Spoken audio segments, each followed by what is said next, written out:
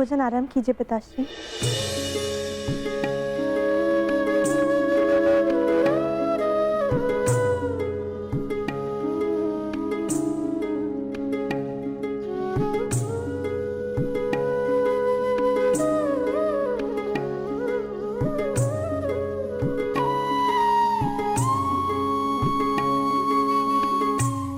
पिताश्री, क्या आप मुझे मेरे पिता के विषय में कुछ बता सकते हैं? युद्ध में क्या हुआ था?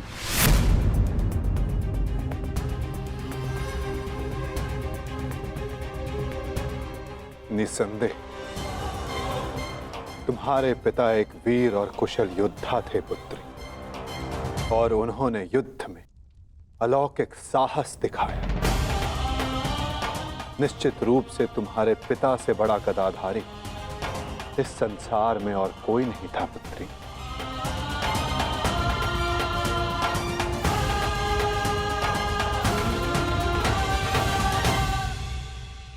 यदि ये सत्य है तो उन्हें ये संसार छोड़ के क्यों जाना पड़ा पिताश्री? हमारे कर्म और हमारे चयन हमारी नियति निर्धारित करते हैं। कुछ भावों में और कुछ वस्तुओं में अधर्म का वास होता है।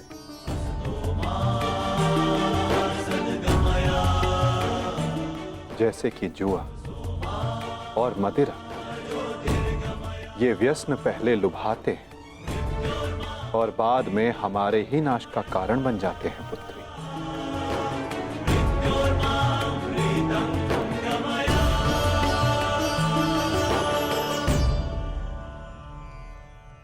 लो मित्र, पियो।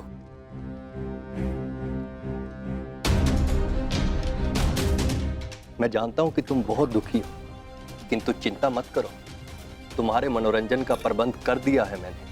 कैसा मनोरंजन?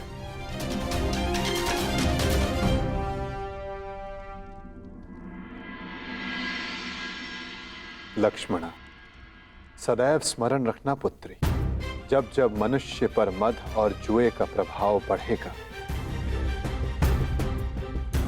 तब तब वो अपने पग अपने पतन की ओर बढ़ाएगा। संभल कर मित्र, आज का विनोद तुम्हारे मन की सारी कड़वाहट बाहर कर ले जाएगा। एक मद्दांध व्यक्ति सबसे पहले अपने बड़ों का आदर करना भूलता है, उनका अपमान करता है, उनका उपहास बनाता है, और उसके पश्चात वहीं से उसका अंत प्रारंभ हो जाता है।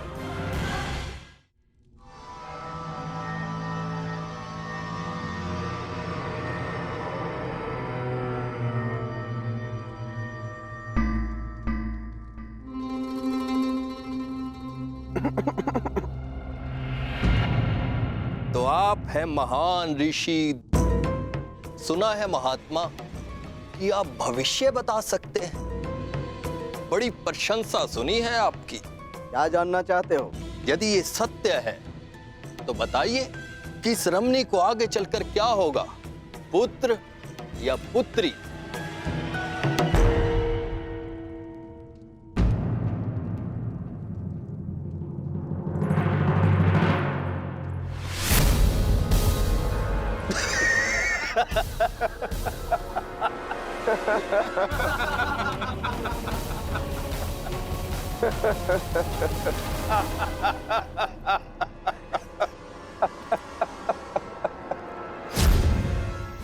और समय बताना मत भूलिएगा महाराज।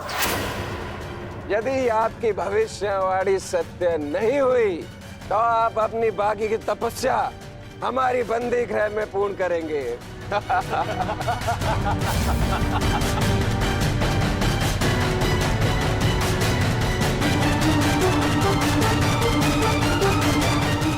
कौन क्यों है महाराज? बताइए, मेरी कोख से क्या जन्म लेगा? मदिरा के मद ने तुम्हारे भीतर के मानव को सुला दिया है मूर्ख। अब तुम केवल उस मूसल की भांति हो जिसमें कोई भावना नहीं होती। वो किसी भी वस्तु पर पड़ता है तो उसे कुचल देता है। ये लीजिए पिताश्री, ये हलवा मैंने विशेष रूप से आपके लिए बनाया है।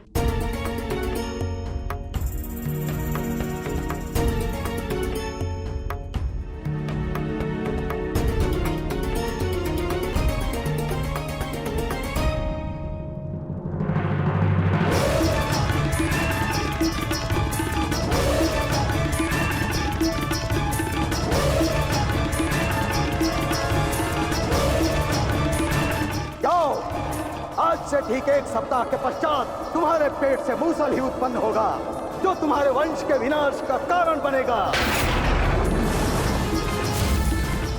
जिस मदिरा के मद में तुमने मेरा अपमान करना चाहा, वो मदिरा तुम्हारे नाश का कारण बनेगी।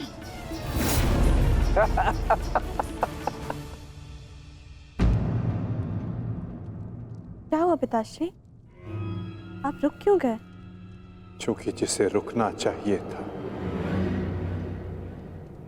वो नहीं रुका। लगता है तुम्हें हमारे बंदी गृह के दर्शन करने की उत्सुकता कुछ अधिक है, इसलिए तुमने हमारा अपमान करने का दुस्साहस किया। पहले वासुदेव और अभी तुम। मैं तुम्हें जीवित नहीं छोड़ूंगा।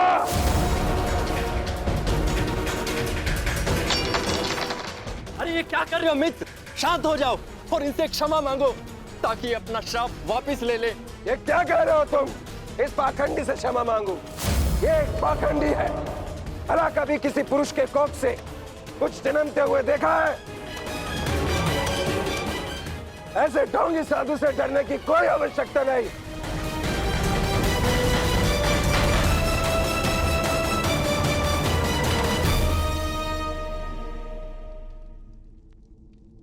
जो अब तक नहीं हुआ साम, वो अब होगा। साधुओं का श्राप व्यर्थ नहीं जाता।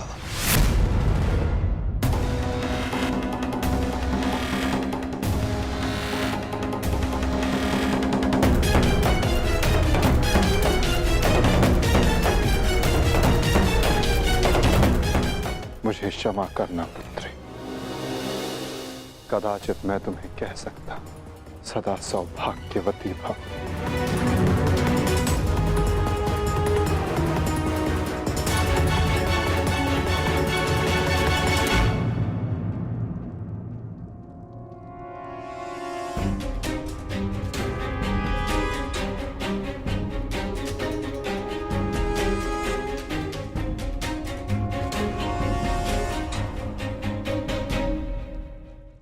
एक साधु का उपहास उड़ाना और उन पर प्रहार करने का प्रयास करना क्षमा के योग्य नहीं है सांब।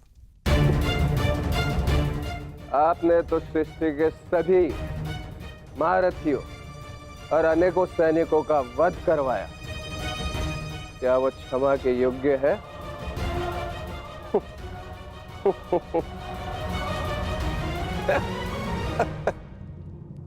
कृतिवर्मा, तुम्हारी उपस्थिति में यह सब हुआ और तुमने सांब को रोकने का प्रयास नहीं किया। क्षमा चाहता हूं वासुदेव, हम तो केवल विनोद करना चाहते थे। मुझे अनुमान भी नहीं था कि बात इतनी आगे तक बढ़ जाएगी।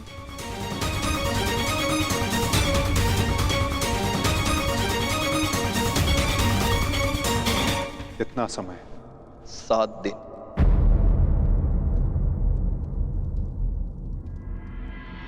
सात दिन बाद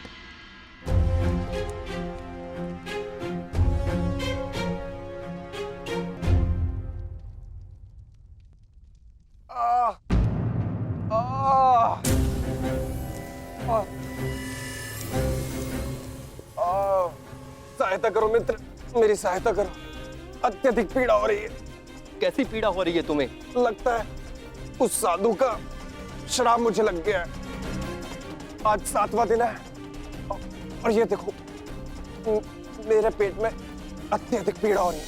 जाओ, आज से ठीक 1 सप्ताह के पश्चात तुम्हारे पेट से मूसल ही उत्पन्न होगा, जो तुम्हारे वंश के विनाश का कारण बनेगा।